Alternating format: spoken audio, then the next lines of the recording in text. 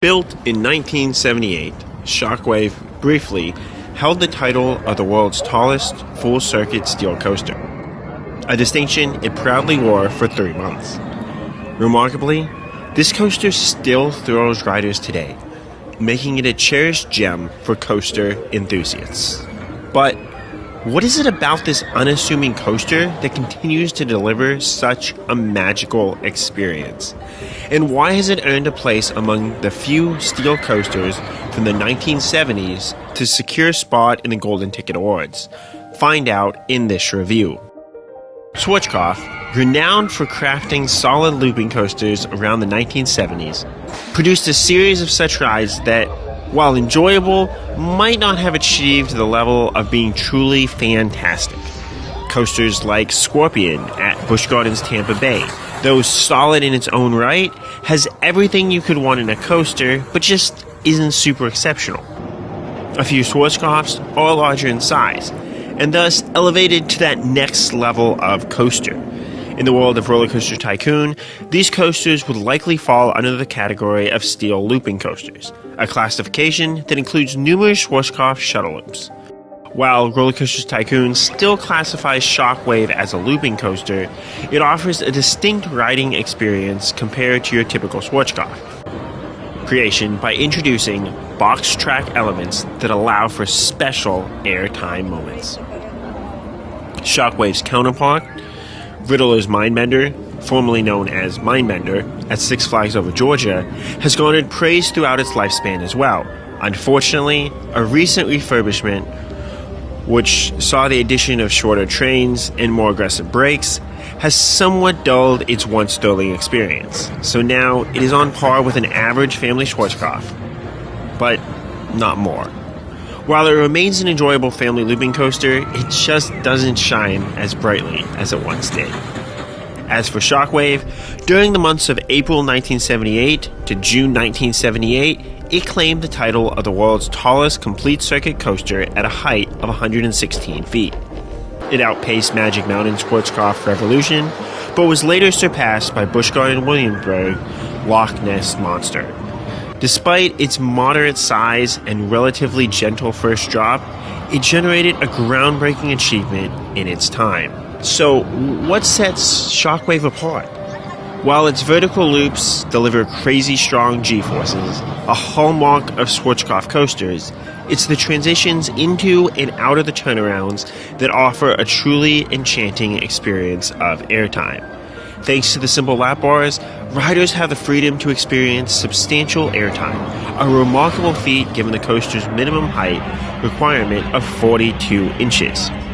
The combination of angle, speed, and minimal braking results in some of the most unique and satisfying airtime moments I've ever felt on a coaster.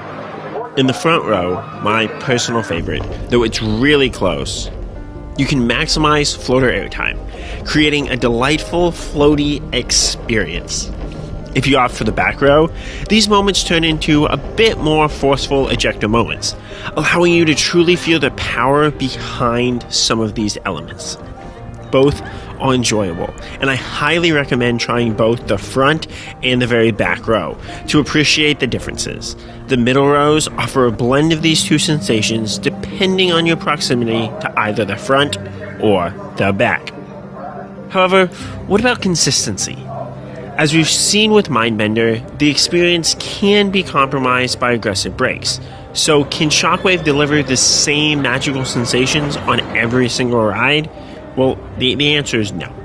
During my most recent visits, the park was quite busy, leading to full trains and noticeable braking during the turnarounds. This added weight seemed to slightly diminish the overall experience. Nevertheless, even with the full trains and some braking, the airtime remained enjoyable and above average, though not quite at the elite level that this coaster is capable of achieving. Based on seat selection and other factors, there was some variation in the quality of each ride, with a few laps approaching that level of magic that I remember. On balance, it seems best to ride Shockwave when it has a light train and there are not many people riding it. One advantage of Shockwave being an older ride is that you won't typically encounter extremely long lines. Even on the busiest of days, the queue line usually tops out at around 30 minutes. Its remote location in the back of the park also helps prevent excessively long lines early in the day and offers shorter waits towards the end of the day. Dispatch is also quick, and I've managed to ride this coaster 3 times in a row during the final 10 minutes of a slow day. On slower days, they understandably will run only one train, but given the capacity per train, that really doesn't pose a significant issue. After leaving the station, you go up the lift hill with a slow crest to the top that allows you to take in the views. While there isn't much to see, like most of Six Flags Over Texas's coasters located along the interstate, the sensation of being so high up and feeling somewhat exposed can add a bit of thrill. The track noticeably wobbles during the turnaround, which can really play with your fear of heights. The subsequent drop, however, is somewhat lackluster. Judging by the angle alone, it's evident that it wasn't designed to be a heart-pounding drop. While you do carry some speed from the turnaround into it, experiencing airtime on this drop is a rarity, though it is possible under the right conditions. Next, you're thrust through 2 vertical loops, renowned for their incredible G-forces.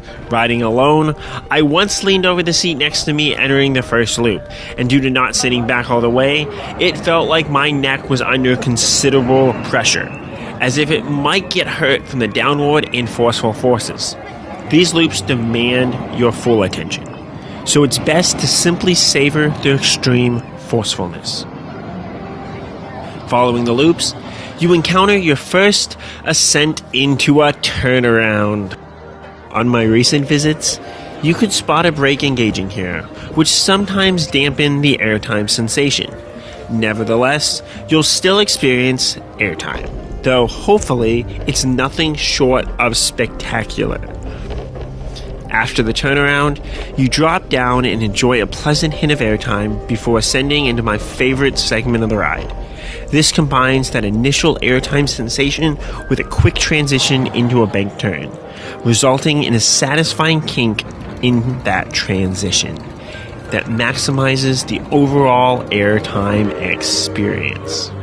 The following drop is enjoyable, though perhaps not as much as the 2 preceding elements. There's a bunny hill here that can offer mild airtime, but it typically doesn't match the level of excitement generated by the preceding elements, which is a bit unfortunate, but it's just part of the ride's character.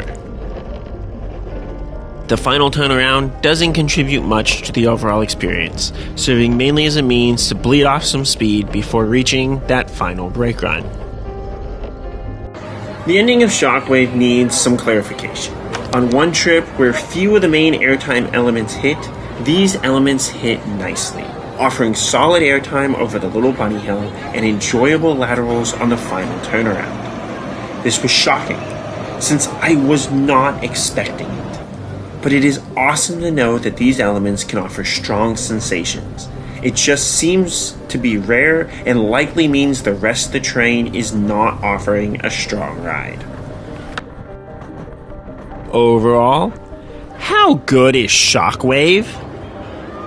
As a classic 1970s steel coaster capable of cracking the Golden Ticket Awards, it offers a solid experience suitable for enthusiasts, families, and really anyone. It is important to note that the Golden Tickets have their limitations as a popularity contest, so there are likely more superior steel coasters, even just within the United States, not to mention numerous international coasters deserving of recognition. Yet, when you gaze upon Shockwave, it doesn't radiate an imposing presence. In fact, both my younger brother and I were enticed by the simplicity of that first drop, which called us to confront our coaster fears, experience a looping coaster, and reassured us that it wouldn't be a scary ride. However, that perception is somewhat misleading, as this coaster packs a truly magical punch. Originally, I ranked it right above Iron Gwazi and right below Iron Rattler. However, after less consistent re-rides, it did drop slightly. Now, in my personal rankings, I place it just above RMC's Twisted Cyclone at Six Flags Over Georgia. which offers a strong drop and a unique sideways airtime moment, but lacks that elusive magic that would make you want to ride it repeatedly. I positioned Shockwave right below another Six Flags Over Texas coaster, Aquaman Powerwave. I have a profound fondness for Aquaman spikes, as they deliver one of the best, most exquisite sensations of weightlessness I've ever encountered on a coaster. These two experiences are neck and neck for me, and depending on how each ride is performing, my preference could change. I could get off Shockwave convinced it's better, only to re-ride Aquaman and change my mind. Though the best rides on Shockwave will be better than Aquaman's best. Shockwave just doesn't have that consistency. While Shockwave may not have the size or abundance of elements to qualify as truly elite, I can appreciate and respect this coaster for sure. Have you had the privilege of experiencing the magic of Shockwave? If so, under what conditions did you have your most memorable rides? Let me know, and as always, Cup Kun Krop.